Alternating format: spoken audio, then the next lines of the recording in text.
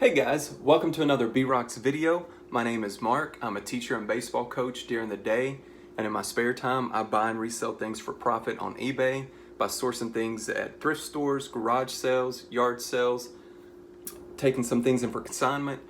I also do a little bit of online arbitrage. I hope to do more of that in the future, but I'll save that for another day. And this is part 3 of 4 for the beginning eBay seller. Now, I want you to know that eBay now has 50 free listings a month for the non-store subscriber. So there has never been a better time for you to take chances from just getting things around your house, like I mentioned in part 1, and getting those on eBay to build up some cash. In video 2, I taught you that you could take that cash and then buy some quick flips. If we're just speaking of clothing, which is what I specialize in, Under Armour, Nike, Adidas, these used clothing for men, women, and children that if you get in your store are fairly quick flips and will further boost that cash to give you a little more buying power to move forward with the next steps. And that's where we're at today in video 3, is now that we have built up our cash even more, what is it that we're going to buy to take our store to the next level? And I will go ahead and say, even though this is for the beginning eBay seller, those of y'all that have an eBay store, maybe have had it for a little while, you may be able to get some value from this as well. And my hope is that you all will find some things here too that you can maybe boost your items. Maybe you have a store subscription now and you're wondering how can I make sure that I'm getting the most out of that store by building up my inventory. Well, maybe I can give you some ideas here. So first off, I source things fairly cheap. I'm talking most things $3 and less.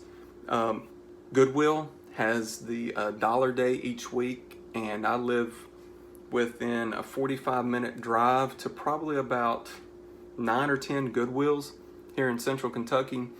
And so on Sundays, that's the dollar day for Goodwills. I'm a little bit of a disadvantage considering the hours are shorter on Sunday from 12 to 6, whereas I know in some states the Goodwills have their dollar day like on Thursday, and you're getting a much larger window than what I get. So I have to break it down and pick 2 or 3 stores to go to on those given Sundays to take advantage of those dollar days. So the things that I buy on those dollar days are also things that I look for in garage sales and yard sales. I'm not going to get into how I will and deal. That can be another video, but I do source at garage sales and yard sales a lot of times for $1 or less with some of these items that I'm about to mention here today. So first off, dress shirts. Stafford, Van Heusen, Brooks Brothers.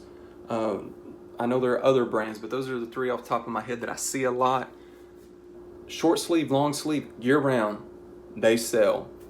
Now, they're not going to sell quick, but what I can do is pick those up for $1. Even if I can't pick those up for $1, let's say I pay full price on some shirts, and I will sometimes pay full price for some of the more common colors that are needed, like blue, white, and black. I'm getting those, and I'm listing those for anywhere from $14.99 to $17.99, roughly. Now these are used. Now if I deem them to be new without tags, or if they do have tags, then I am listing them for $19.99 upwards to $24.99, depending on the brand and the color. What happens is I find these often. I'm talking about, it is nothing for me to go out and find 10 to 20 of these on a given Sunday. With yard sales, depending on how many yard sales I'm going to, I may come home with about the same amount or even more. And obviously I'm careful. I'm looking for stains, looking for missing buttons and all that. I'm talking about these shirts are what I would call in excellent used condition, meaning that they're not new, but they look nearly new. And I will throw them on eBay and I will let them sit. The reason I let them sit is because if you've paid attention to my other videos, I have the formula of short tail items and long tail items. I have things that I sell for quickly to build up cash. But these dress shirts are things that I will, or items I will let sit for a while. And as I build those up, eventually it gets to where they're selling often. Now you got to make, or well, at least, I have so many that I'll sell one or two every 3-4 days. That's about what I'm doing right now, because I have upwards to about 100 to 120 dress shirts in my inventory. And so I guess that's the rate you can expect once you get up to about 100 shirts. It's about just a few in 3 or 4 days time. But the thing is, I'm paying $1 on a lot of those shirts, and they're selling for 15. They're selling for 17. I'm making anywhere from 8 to 10, sometimes $11 profit on each of those shirts. If they don't sell, and my long tail items, guys, I'm willing to let them sit for months, sometimes even a year or longer. I listen, forget it. But if they don't sell in a few months, I'll go through and you can see in your inventory, your listings there on eBay, it'll show you how long things have been sitting.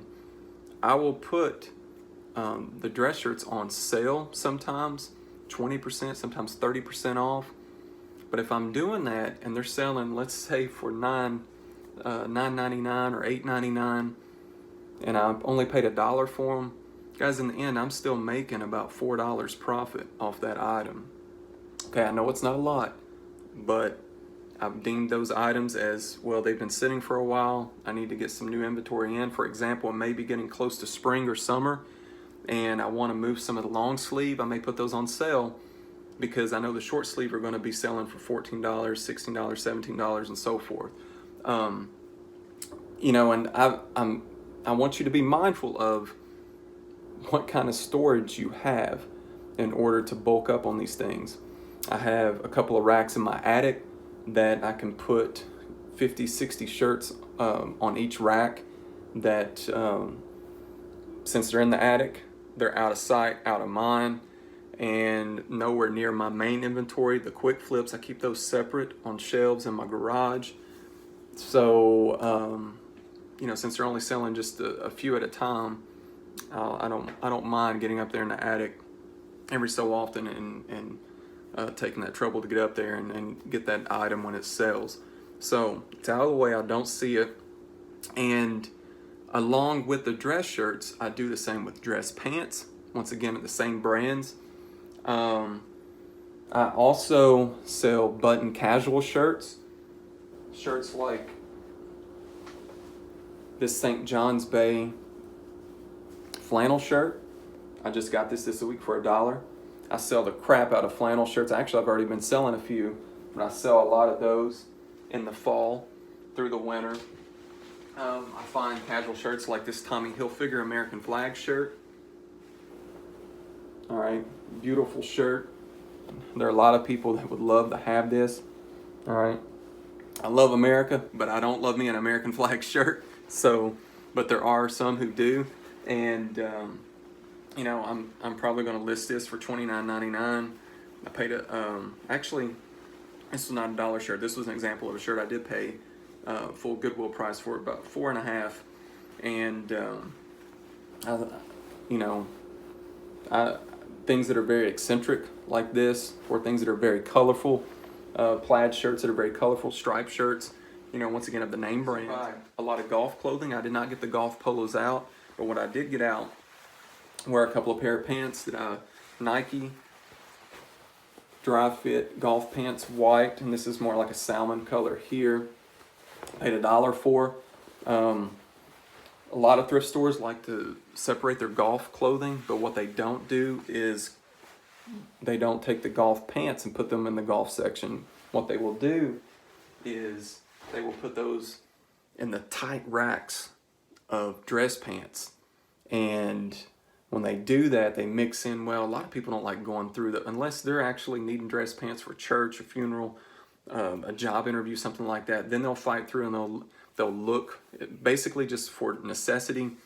But other people who are out picking as well, a lot of times they don't go through their dress pants. But that's where you will find the hidden Nike and Adidas and Under Armour golf pants. And the reason you can get those for $1 is because they'll go weeks without selling, so they end up being marked down. So take advantage of that. You can go through and just feel and look for that dry fit material or the Climalite material, and you can find those hidden gems. Those pants will sell well, $20 to $25. Actually, I haven't looked those over well enough yet. They may actually be new without tags, which means they may go for a little more. And off $1, I'll take a $10, $11 sell off of it. $20 to $30, you better believe. So next, let's talk about shoes. I have been loading up on shoes lately because some higher quality shoes have been showing up in thrift stores, and these are classifying, or at least in my mind, they're classifying now like the Stafford and Van Heusen dress shirts, things that will sit for a little bit, but they eventually sell. And I'm starting to build up my inventory now where I'm starting to sell a couple of pair of shoes a week. And I'm going to show you what I've picked up this week.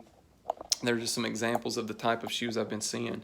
The quality of shoes with athletic shoes and like running shoes, women's athletic shoes like these Ultras here, the men's running shoes like these Nike Flywires here. These shoes don't have very much wear at all on them, and I've got to clean them up. They actually are a little dirty still because I haven't cleaned them up yet, but I will clean these up, take pictures of these. These are Nike Mercurial Neymars soccer cleats, and these are little girls Nike soccer cleats. I love the kids shoes because I can pick these up for $2, sell them for anywhere from $12 upwards to $20. I can throw them in a poly bag and ship those out for anywhere from $3 to $5.50 depending on where the buyer lives, and make a decent profit on these for sure. The adult shoes, like these running shoes here, will go anywhere between $17 and $20. I have the buyer pay shipping because it's going to be more than a pound. I always have the buyer pay priority shipping on the shoes when it weighs more than a pound. Same for the Ultras here. May go for a pound or two. And the same goes for these men's cleats as well. But I'll always have the buyer pay shipping when it's priority, not just with shoes, but that's the case for any items in my store that sell for more than a pound. It's just that you don't know where you're going to have to ship them to, and I think sometimes a beginning eBayer will sell a pair of shoes and put a flat rate on shipping, or try to put free shipping on it and list it for $15, and then they find themselves having to ship it to Hawaii or Alaska or somewhere, and next thing you know, you're paying more in shipping than what you're going to make in profit. So you got to be very careful with that, and I encourage you, at least in the beginning, try to not set yourself up for traps like that. Okay, so more than a pound, just go ahead, check the box, calculated shipping, and choose your priority shipping, and let the buyer pay for that themselves. When they buy from Target or Walmart or wherever online, or any other of the big retail stores, they're expected to pay shipping. So it's not like it's something that's horrible or something that they haven't had to do before. I think that we just get caught up in this Amazon world where people are so used to free shipping that we think we have to do it on everything, and you don't. Most of my items in my store are free shipping, but most of my items weigh less than a pound, and I source them for so cheap I can offer free shipping and not really set myself up, like I said, for a trap to actually lose money in the end. But that is it. It's not everything, but you know what? I'm going to keep making videos, and this is going to be added to my playlist that's for the beginning eBayer. I will keep updating the playlist as we go along. I do have another playlist I've started of what's selling currently. That's anytime I discover something new that is profitable and I'll pass that along to you in those videos. So please, I got a ton of information I want to share, and I feel like I can provide a lot of value in so many ways. So please like and subscribe, and leave questions in the comments. I answer questions as quick as I can. I love questions. I'm here to help you. I'm here to learn from you. Somebody teach me something, okay? Comment, and I would love to learn something new from one of y'all that have watched my videos, all right? So be happy, be well, and always be rocking it out. See you next time.